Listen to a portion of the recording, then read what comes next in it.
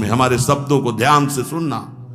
जब इतना गलत हो जाता है तो अपना चेहरा अपने को पसंद नहीं आता और अपना जीवन अपने को पसंद नहीं आता और अपने अंदर से मन कहने लगता है नष्ट कर दो इस शरीर को।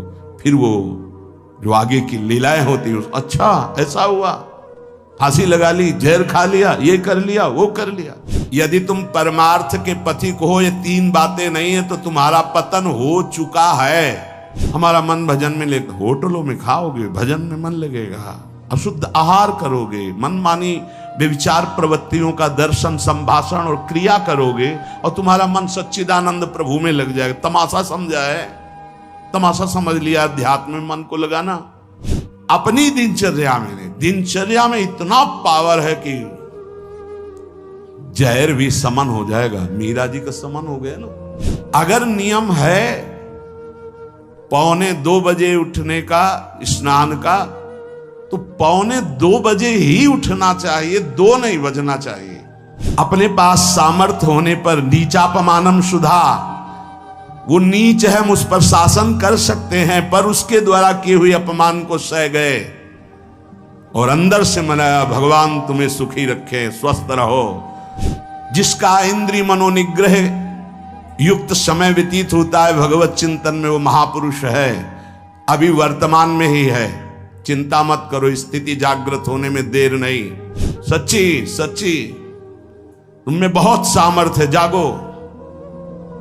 अगर झुक गए तो रौंद दिए जाओगे। ये 8 बातें भगवत भक्त अपने जीवन में जांच ले कि है कि नहीं है, अगर ना हो तो धारण कर ले। पहला है, संत महापुरुष आपके जीवन में है कि नहीं, ये जांच करनी।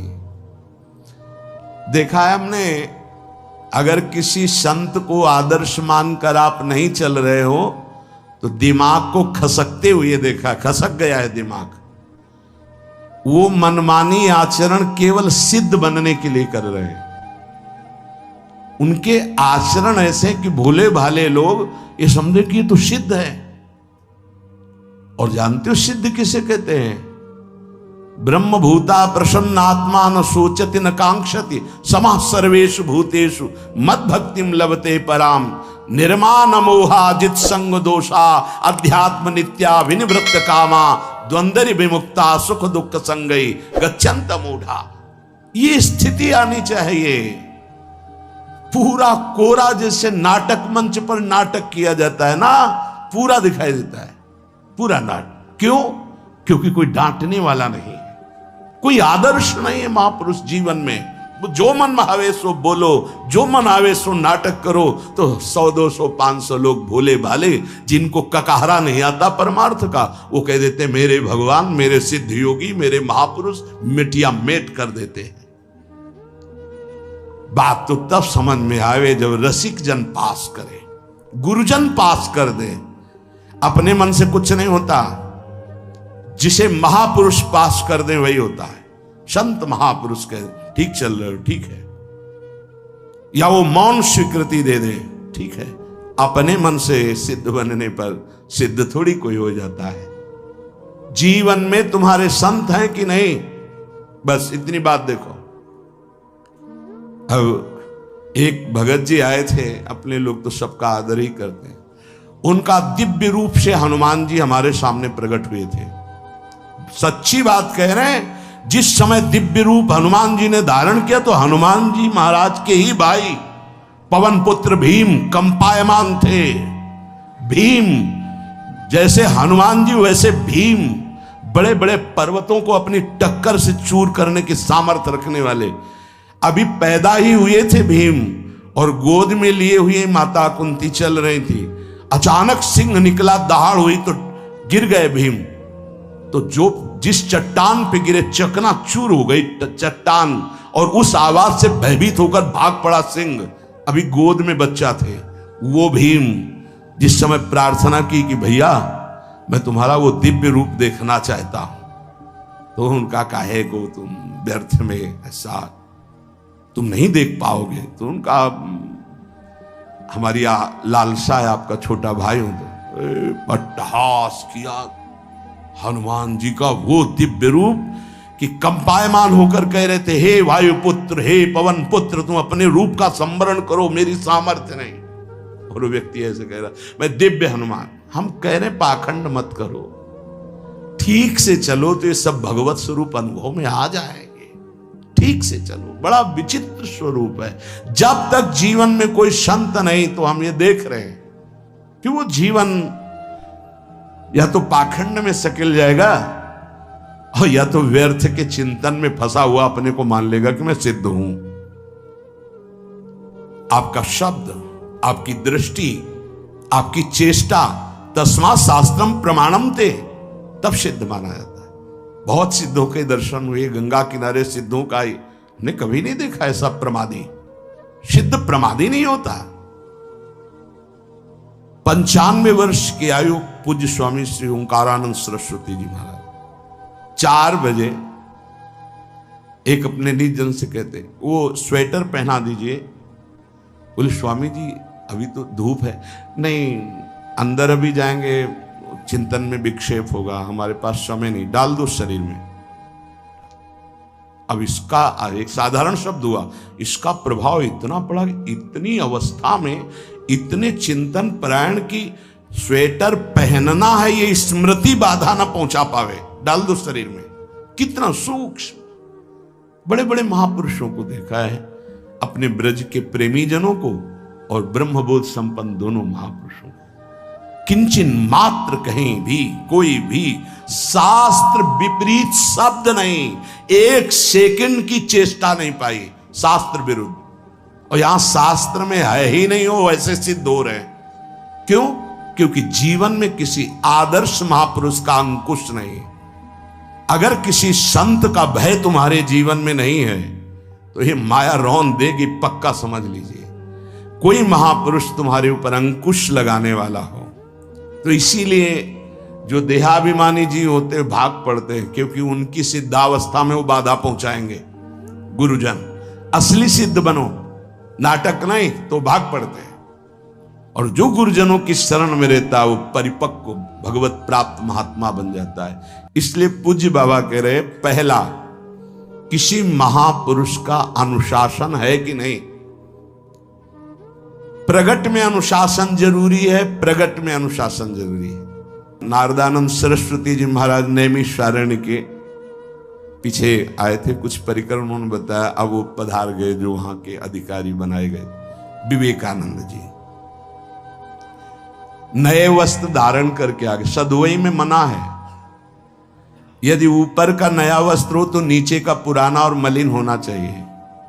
अगर नीचे का तो फिर ऊपर का पुराना मलिन, मैच नया, क्रीच एकदम, ये सब साधुता के कुछ नियम होते हैं, साधुता की एक मर्यादा होती है। तो वो दोनों नए पहन करके आ गए, भूल हो गई उनसे, देखा शिष्य। और नैष्ठिक ब्रह्मचर्य में सफेद कपड़े पहनाए जाते, तो और वो खिले हुए ऐसे बांधे ऐसे सब, उनकी दृष्टि गई। लाख लाख जहां बैठकर सत्संग सुनते हैं स्वामी श्री नारदानंद सरस्वती जी, बड़े ही महापुरुष थे, अपार भीड़। और सत्संग के बाद 1 घंटा सबको एकांत, चिंतन करो क्या, वहां ब्रह्म ज्ञान का सत्संग होता था। प्रातःकालीन बेला पे जैसे अपने यहां सत्संग होता है, वहां थोड़ा विलंब होता था, 5:30 बजे।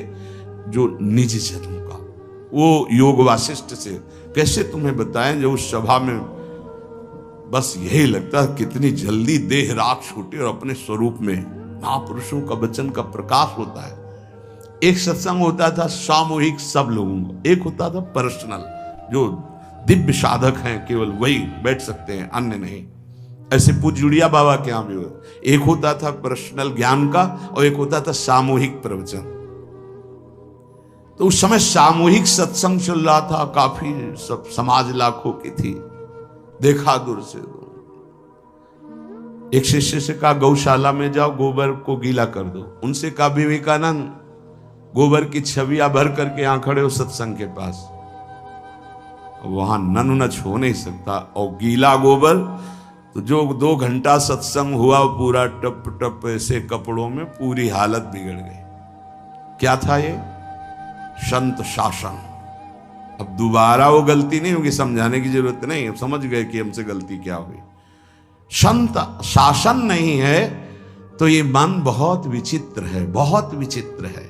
इसीलिए पहला जो भी परमार्थ का पति को, चाहे ज्ञान मार्ग का, योग मार्ग का, किसी योग मार्ग की लौकिक ऊंचाई पर पहुंचे हुए कि गुरुदेव आए और उन्होंने कहा कि किसी कारण से शिष्य बढ़ जाए और अपने गुरुदेव की अवहेलना करे तो उसकी गति क्या होगी? उनका दुर्गति। दुर्गति, दुर्गति के सिवा उसके आगे कोई शब्द नहीं है। गुरु को पीड़ा है और शिष्य परम पद में पहुंच जाएगा? नहीं नहीं, ऐसा नहीं हो सकता। अनुशासन अत्यंत आवश्यक है। किसी भी वैभव या लोक व्यवहार या लोक मान्यता बढ़ जाने पर अपने गुरु का अपमान, गुरु की अवहेलना, तो उसकी दुर्गति पक्की। देखो, ये मन है, ये इंद्रियां हैं, ये अहम है, ये केवल गुरुदेव से ही वश में आता है, दूसरी जगह नहीं आता। क्यों? क्योंकि दूसरी जगह उत्तर देने का अवसर है। दूसरी जगह हम नहीं मानते तुम्हारी बात, लेकिन वहां ना उत्तर है और ना नहीं मानते, केवल वहां मिटना ही मिटना है। अगर ऐसा उपासक है तो निश्चित परम पद का अधिकार। केवल मिटना कोई उपाय नहीं है, अहंकार के पोषण का कोई उपाय, केवल मिटाना है। रो लो, चिल्ला लो, जो तुम्हें करना है कर लो, आना तुम्हें इसी मार्ग में पड़ेगा, दूसरा कोई रास्ता नहीं। बलिहारी घेर करके नष्ट कर देते हैं हमारे मन की मनमानी को, हमारे अहंकार को। इसलिए जीवन में प्रगट में जिनके जीवन में संत हैं और वो स्वीकार करते हैं उनका अनुशासन, उन्हीं का जीवन प्रकाशित होता है, पक्का समझ लेना। दूसरा, भागवतिक मार्ग में चलने वाले उपासक को सांसारिक पुरुषों की मित्रता करके उनकी संगोष्ठी में नहीं बैठना चाहिए। इस बात को बहुत अच्छे से समझ लो। सांसारिक पुरुषों की जो वृत्तियां होती हैं उनमें बड़ा आकर्षण होता है भोगों का, प्रपंच का। जो साधक भ्रमणशील हैं, अगर वो गृहस्थों के यहां जाकर उनकी सैयाओं पर सोते हैं तो उनकी दुर्दशा क्या होती है चित्त की, वो खुद अनुभव करके देख ले। आज तो शास्त्रीय पद्धति को समझा ही नहीं जा रहा। जब बड़े बड़े सुभट गंगा किनारे त्याग, वैराग्य, ज्ञान के मिले ना, तो आगे का रास्ता खुलता चला गया। सांसारिक पुरुषों के समुदाय में बैठना था। वो तुम्हें भगवान कहेंगे, ईश्वर कहेंगे, अवतार कहेंगे, उनको कुछ ज्ञान नहीं। आप मान बैठेंगे अपने को भगवान, अपने को ईश्वर, अपने को अवतार मानेंगे, तो आप जो अवतार है ना, ईश्वर है ना, भगवान है, उनसे विमुख हो जाएंगे। यहां जो भी अवतरित हुए हैं भगवत पार्षद, वो सदैव दैन्य ही रहे हैं। आप देख लीजिए, उच्च कोटि के महापुरुष चाहे जितनी ऊंचाई पर चढ़े हों, सदैव भगवान की ही स्थापना की है। भगवान के नाम की, रूप की, लीला की, धाम की, भगवत महिमा की स्थापना की है, अपनी नहीं, अपने पार्थिव शरीर की नहीं। ध्यान रखना, जितने महापुरुष प्रकट हुए भगवान की स्थापना की। अगर हम संसारिक पुरुषों का संग करेंगे तो कई तरह से हानि हो जाएगी। सत्संग हो रहा है, बस इतने जो चाहो बैठ जाओ। हमारा पर्सनल एकांतिक केवल गुरुदेव से संबंध है और उनके द्वारा बताई हुई उपासना में हमारा समय व्यतीत होना चाहिए। कोई हमारा मित्र नहीं होना चाहिए, अलग से संगोष्ठी नहीं होनी चाहिए विषयी पुरुष की, सांसारिक पुरुष की। तीसरा, किसी भी अपनी निंदा करने वाले के प्रति कभी भी बुरा व्यवहार बर्ताव नहीं करवाना चाहिए, क्योंकि भगवान प्रेरित करते हैं निंदा करा करके महान बनाने के लिए। ये शब्द याद कर लो। जब तुम्हारी निंदा होने लगे, प्रतिकूलता होने लगे, विपत्ति आने लगे, संकट सताने लगे, तो जान लेना कि तुम्हारी अध्यात्म की भूमिका उठने वाली है, पक्का। ये अध्यात्म की भूमिका उठना बहुत कठिन होता है। अध्यात्म का प्रवचन कर लेना बहुत सरल होता है, नहीं? हाँ, चमड़ी को चिकनी करके और अध्यात्म का प्रवचन करने में कोई कठिनता नहीं, लेकिन चमड़ी और दमड़ी का राग मिटा दे फिर अध्यात्म की तरफ चले, ये किसी फक्कड़ महात्मा का कृपा पात्र ही होगा जो फकीर होगा, जिसने विश्व की समस्त भोग वासनाओं को रौंद करके अपने स्वरूप में स्थित हो गया। ऐसे महात्मा के संग के बिना अध्यात्म का रंग नहीं चढ़ सकता, और देखने को मिल रहा है। जब तक हमें अध्यात्म का परिचय नहीं है तब तक कहीं भी हम राजी हो जाते हैं। अरे राजी होने को तो टाकीज के सामने देखो जाके, हजारों की भीड़ लगती, लाइन में खड़े होते हैं, पैसा देते हैं, और क्या देखने जाते हैं? झूठा तमाशा। उनको आप क्या कहोगे? ज्ञानी कहोगे? सत्संगी कहोगे? भीड़ का इकट्ठा हो जाना कोई अध्यात्म का चमत्कार नहीं होता। तो अध्यात्म का चमत्कार तो अंतर की वृत्ति का परिवर्तन हो जाना होता है। नहीं तो अगर एक नृत्य करने लगे ना तो हजारों उसको देखने खड़े हो जाते हैं।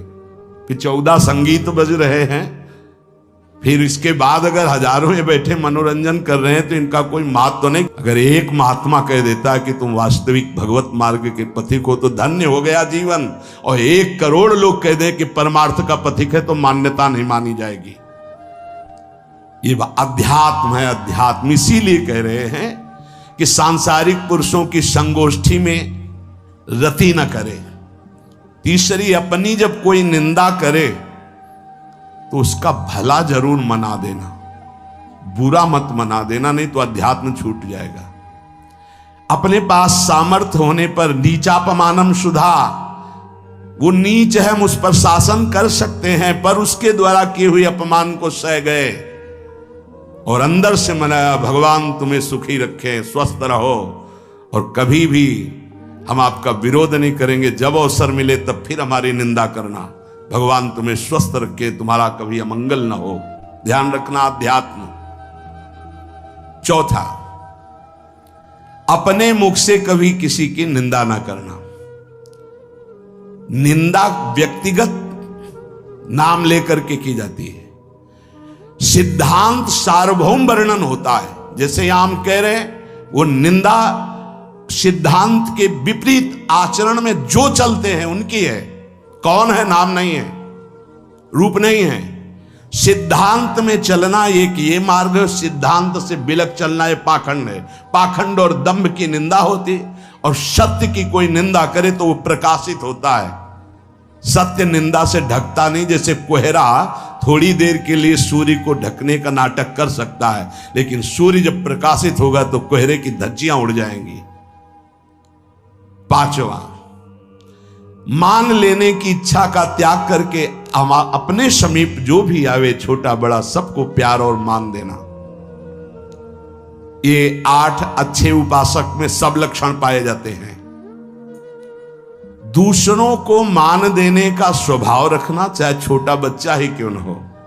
ये नहीं कि धनी मानी बड़ा आकर के धन राशि दे रहा है तो उसका सम्मान हो रहा है, और छोटा प्रणाम कर रहा है उसकी तरफ देखा भी नहीं जाए। नहीं, बच्चे से लेकर कोई भी सबको एक ही प्यार की दृष्टि से देखना, भगवत भाव से देखना, अपने को मान रहित और दूसरों को मान देने का स्वभाव बना देना। छठवां, अपनी इंद्रियों को सदाचार परायण रखना। इंद्रियां ये सदैव व्यभिचार की तरफ भागती हैं। नेत्र व्यभिचार दोष, बार बार दूसरों के प्रति देखना आकर्षणकारी, कैसा भी दोष अंदर का भाव हो, नेत्र दोष। दूसरों की बातें सुनना, श्रवणेंद्रिय दोष। वाणी से दूसरों की चर्चा करना, वाणी, ऐसे हर इंद्रिय अपने व्यभिचार में जाना चाहती है। सदाचार परायण उपासक होता है। कल की बात है, कल चिंतन हो रहा था श्रीमद् भगवत गीता जी का। अगर उपासक में सदाचार इंद्रियों की पवित्रता नहीं है तो ढकोसला किसी वक्त कुछ नहीं रहेगा। ये अच्छे से समझ लो। इंद्रियों का विलास चल खुला दिखाई देता है, खुला एक दृष्टि होती है उसमें दिखाई देता है। अंतर में ब्रह्म बैठा हुआ शांत मौन है और ये समझ नहीं पा रहा, केवल नाटक पे लगा हुआ है। अपना मन अपनी इंद्रियां यदि संयम में नहीं है, सदाचार में नहीं है, तो ढकोसला ही है, आडंबर ही है, नाटक ही है, पक्का समझ लीजिए। अगर वो संयमी नहीं है, जितेंद्रीय नहीं है, मनोनिग्रही नहीं, तो अध्यात्म क्या है? क्या प्रवचन हो रहा है? किस बात का प्रवचन हो रहा है? जो अनुभव हुआ उसका हो रहा है, शास्त्र सम्मत हो रहा है। जितेंद्रियता नहीं, इंद्रिय निग्रह नहीं, मनोनिग्रह नहीं। छठवां सदाचार परायण, अर्थात इंद्रिय और मन शास्त्राज्ञा के अनुसार चले। जिसका इंद्रिय मनोनिग्रह युक्त समय व्यतीत होता है भगवत चिंतन में, वो महापुरुष है। अभी वर्तमान में ही है, चिंता मत करो, स्थिति जागृत होने में देर नहीं। बंद रखो अपनी खिड़कियों को, कहीं माया की हवा ना घुस जाए। सच्ची सच्ची तुममें बहुत सामर्थ्य है, जागो। अगर झुक गए तो रौंद दिए जाओगे। एक एक बात अच्छे से समझ लो। मुस्कुरा के, प्रेम व्यवहार दिखा के, अपनापन करके फिर तुमको अधीन किया जाएगा। माया भगवती बहुत बलवती है। ऐसे करके फिर ऐसे प्रहार करती है, क्योंकि साधक बहुत प्रवीण है। ऐसे में अपने को बचा लेगा, लेकिन ऐसे में बचाना बहुत कठिन होता है। हमारी बात को समझ लेना, ऐसे में बचाना बहुत कठिन होता है, बहुत कठिन होता है। समर्पण का मिश, सेवा का मिश, अपनापन का मिश। हमारी इंद्री, हमारा मन बहुत धोखेबाज है, हमें कोई धोखा नहीं दे सकता। ये हमारा मन, हमारी इंद्रियां हमको धोखा देती है। साधु, साधक, परमार्थ पथिक, भक्त इस बात से परम सावधान। सदाचार और सरलता संयम के साथ हमारा समय व्यतीत होना चाहिए। किसी के गवाही की जरूरत नहीं है, किसी के प्रमाण की जरूरत नहीं। आप खुद अपने हृदय की भूमिका को नाप लीजिएगा, कितनी ऊंचाई पर चढ़ रहे हो आपको खुद अनुभव में समझ में आ जाएगा। जो इंद्रियों का गुलाम, मन के द्वारा भ्रष्ट आचरण करने वाला है, वो कुछ भी हो, कोई भी हो, कहीं भी हो, दुर्गति शब्द से ही संबंध है। जीते जी दुर्गति, फिर फांसी ऐसी लगे तेषम दुख न हो। सच्ची मानना, जब गलत हो जाता है आचरण, तो अपना मन अपने को कहता है नष्ट कर दो, ये जीवन किस काम का। होश में हमारे शब्दों को ध्यान से सुनना। जब इतना गलत हो जाता है तो अपना चेहरा अपने को पसंद नहीं आता, और अपना जीवन अपने को पसंद नहीं आता, और अपने अंदर से मन कहने लगता है नष्ट कर दो इस शरीर को। फिर वो जो आगे की लीलाएं होती है, अच्छा ऐसा हुआ, फांसी लगा ली, जहर खा लिया, ये कर लिया, वो कर लिया। वो इन्हीं इंद्रिय और मन की फिसलन को नहीं सह पाया। अच्छा, किसी महापुरुष का शासन नहीं था, नहीं, उस चूक में भी बचत हो जाती है। एक बहुत बड़े महापुरुष के समीप रहने वाले से चूक हो गई, तो उन्होंने अपने आसन के पास आसन लगवाया। सब साधुकों ने कहा कि बहुत बदनामी होगी, क्योंकि आपका नाम आगे है और वो आपके आश्रित है, ऐसा है किसी महापुरुष के। उन्होंने कहा तुम क्या समझते हो, ये बाया है, चूक हो गई, अब इसको कभी चूक नहीं होगी ऐसा बना देंगे, कभी त्रुटि नहीं होगी, इसको ऐसा बना देंगे। और वो फिर ब्रह्मावर्त बिठूर में रहे, और बहुत अच्छे महात्मा हैं, अब भी हैं। अगर संत का शासन है और आपसे चूक भी हो जाती है तो ऐसा बना देंगे कि दोबारा चूक नहीं होगी। पर इंद्रिय और मन को छूट देकर मनमानी आचरण करने वाला कभी साधक नहीं हो सकता, पक्का। और आप सच्ची मानना, आपकी एक बार इंद्रिय मन छूट हो गई तो जिंदगी भर दबे रहोगे, दहाड़ने लायक नहीं रहोगे। माया तुम्हारे को सदैव कोसती रहेगी, तुम्हारा हृदय जलता रहेगा। ऐसा कैसे हो गया, ऐसा कैसे हो गया। जब ऊंचाई की तरफ सोचोगे तो सामने वो, अगर प्रायश्चित करके मिटा दिया है तो बात है, नहीं तो वो कर्म सामने आ जाएगा। लगेगा नहीं, हम इसी ऊंचाई लायक नहीं है। नहीं, हम इस ऊंचाई लाए। आपसे प्रार्थना कर रहे, अगर चूक हो गई हो तो उसको मिटा दो, नहीं आगे बढ़ने में बाधा पहुंचा देगा। अपने गुरुजनों से सलाह करके उसका प्रायश्चित कर लेना चाहिए। अगर गुरुजन कर दे जाओ कुछ नहीं तो कुछ नहीं, खत्म खेल, वो निपटा देंगे। वो करुणामय है, उनमें बड़ी सामर्थ्य है। पर छठवां सूत्र, सदाचार, संयम, जितेंद्रियता, मनोनिग्रह साधक में होना ही चाहिए। जो साधक एकांत में मनोरंजन करके अपने जीवन को नष्ट कर रहे हैं, अच्छा होता गृहस्थ धर्म में रहते, बाल बच्चे पैदा करके मेहनत करके धर्म पूर्वक कमाते और समाज की सेवा करते। यदि अखंड ब्रह्मचारी वैराग्य मार्ग के पथिक हो तो चूक ना होने पावे, प्रार्थना करते हैं। इंद्रियों को शिथिल ना होने देना, मन को शिथिल मत होने देना, नहीं तो ऐसा बंधन ये बांध देते हैं कि बड़े बड़ों को सर झुकाकर चलना पड़ता है। रौंद देती है माया, ध्यान रखना, सर उठाने लायक नहीं रह जाता। अगर इंद्रिय जन्य भोगों का आकर्षण नष्ट कर दे तो अपना मन अपने को जलाता रहता, धिक्कार देता रहता। कैसे हो गया ऐसे? तो कैसे हो गया? कीन हो इसका वहू अभिमाना, सुख हो वंचा कृपा निधाना। कहीं अभिमान हो गया कि मैं ब्रह्मचारी हूं, मैं जितेंद्री हूं, मैं मनोनिग्रही हूं, तो ठाकुर जी ने दाना फेंक दिया, देख भला मनोनिग्रही है तो मत चुन। लेकिन कृपा पात्र साधक पुनः अपने आप को सावधान करके सदाचार में ही स्थित रहे। आज सदाचार को समझा ही नहीं जा रहा कि सदाचार है क्या। सातवां, किसी भी पद को साधक कभी स्वीकार न करे। समाज में बड़े पद मिलते हैं, यहां भगवत प्राप्ति की वार्ता हो रही। किसी भी पद, किसी भी सम्मान को स्वीकार न करे। ये सब उपाधियां हैं, अगर उपाधियां स्वीकार की तो उपद्रव शुरू हो जाएंगे। कोई उपाधि स्वीकार न करो तो इतने महान बन जाओगे कि पूरे विश्व में तुम ही होगे। ये भी बात याद कर लो। कोई भी छोटी मोटी उपाधि स्वीकार की तो उस महान को नहीं प्राप्त कर पाओगे।